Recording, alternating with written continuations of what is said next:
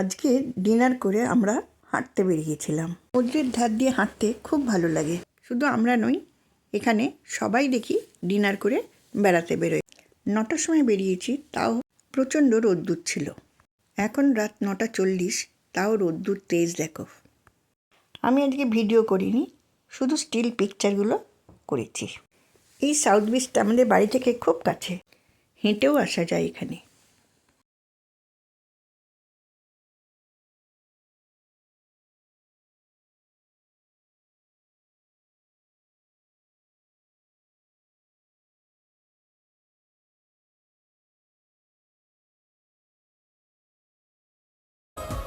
এই জায়গাটাতে সবাই মাছ ধরে। ধারে পাঁচিলগুলো এত উঁচু, আমি নিজে দেখতে পাচ্ছিলাম না, তাই ক্যামেরাটা উঠিয়ে একজনকে তুলতে পেরেছি।